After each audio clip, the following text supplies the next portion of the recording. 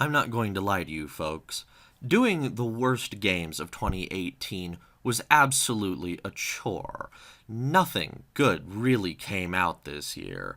The AAA industry was really just putting out nothing but these live service Skinner boxes, which I refuse to play. And then a lot of the other games that came out were just technically inefficient. But somehow I managed to pare it down to 10, and what a fucking monumental task it was. So here we go with my 10 worst games of 2018. Now, my 10 worst game I actually kind of like, just for being fairly charming, and for actually getting the title character to play as himself. But Shaq Fu, really around the fourth level of only 6, began to grind.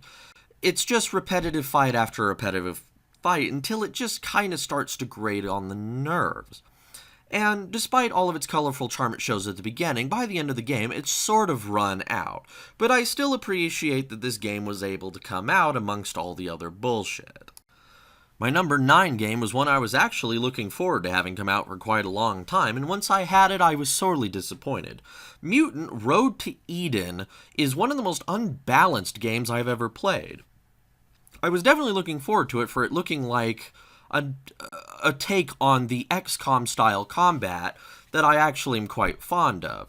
But having your characters be able to be killed in 2 shots and having the enemy density be a little too high for that really sucks all the fun out of the game, and I found myself really not enjoying it very early. So, good job guys for ruining something that was actually quite simple. I wasn't even a big fan of the first one of these games, so when the second one somehow manages to be worse, it really makes you wonder. As I said in my Best Games review, we're always looking for something to fill the void that Valve left for us when Left 4 Dead 3 never materialized.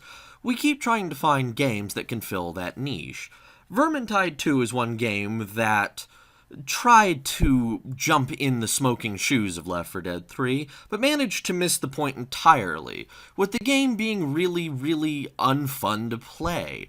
The special rats are kind of hard to get a hold of before they can do whatever it is you don't want them to do, and the melee combat making it hard not to get hit about 100 times. The whole game feels really unbalanced and just isn't any fun to play. And that's saying something for a game that became free to play almost a week after it came out.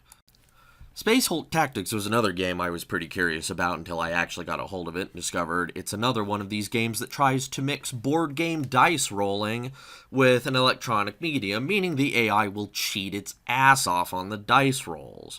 There is nothing balanced about a game that can arbitrarily decide to roll all 6s on you at any time. It's fake luck. They tell you the whole thing's based on statistics, but it's completely full of shit. The game will find a way to fuck you every chance it gets.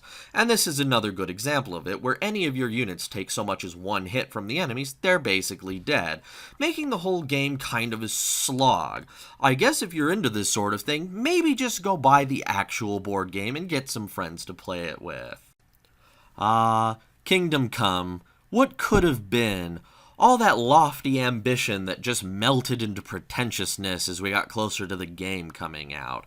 And with a limited save item system, which we haven't seen since John Romero basically shot himself in the leg.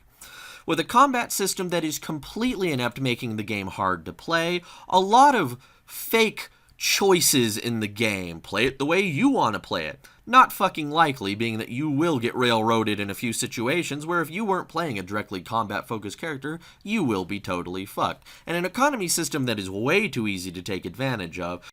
This was a game that reached for the stars and wound up with a mouthful of shit. I'm already not a huge fan of JRPGs, so when a game is made using a popular franchise that attempts to use JRPG mechanics, but then dumbs them down so badly that even a 2-year-old would turn around and say, "This is bullshit, mommy. You know something's gone wrong." Adventure Time Pirates of Echanalon, I haven't a fucking clue, I don't watch this show, was a game I tried out back when it came out and discovered that it was so toothless, I don't understand who this game is marketed for.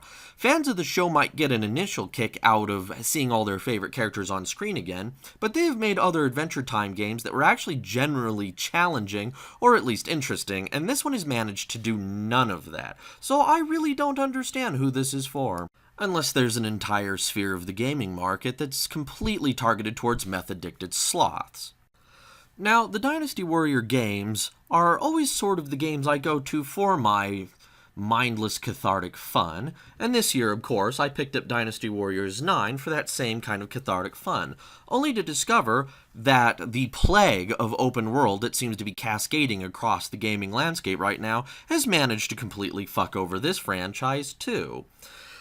The Dynasty Warriors games always had fairly open maps for a little bit of travel, but they were still rather tightly packed. This one added a full open world, but then forgot to put anything in it, making the travel time between the cathartic battles just a ride through the countryside, and that does nothing for this game's pacing, which should be fast and frenetic, not staring at a horse's ass bouncing up and down as you try to find the actual gameplay in this game, and the fun it initially promised. Hopefully Koei gets its head out of its ass and realizes that trying to reinvent the wheel in this case is really unhelpful to its fan base. Stick to what you know, fellas. My third worst game's announcement even surprised me. When it was announced they were putting Titan Quest, a game that is well around 15 or 16 years old at this point, I think, onto the Xbox One, I was genuinely asking myself, why? There's no reason for a game like this to be coming out this many years later. I don't even recall it being that interesting at the time. It was just kind of a generic Diablo 2 knockoff, and it wasn't even a good knockoff. But I decided to pick it up to see if they had changed anything, and you know what? They absolutely didn't do a fucking thing. I don't know who's in charge of this game, but whoever's decision it was to try to release it again while doing absolutely nothing to the game, but trying to make the controls controller-friendly and completely fucking that up, should probably be put in a fucking mental home, because that's all they could be, is mildly psychotic. Or at the very least so stupid they shouldn't be outside without supervision. I don't really have a lot to say about our number 2 entry. They released another Bomberman game with a $40 price tag for really one gameplay mode, and that's it. I don't get it.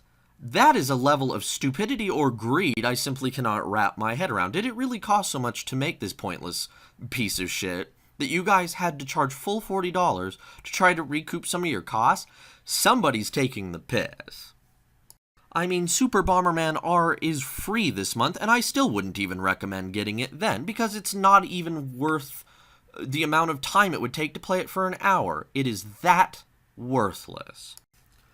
I have a lot of things to say about our number 1 game, but I have even more things to say at the company that put it out. Konami obviously has a fear of money and success, since they decided to get rid of Hideo Kojima and take his once-beloved franchise and turn it into this slop. Metal Gear Survive is completely inept.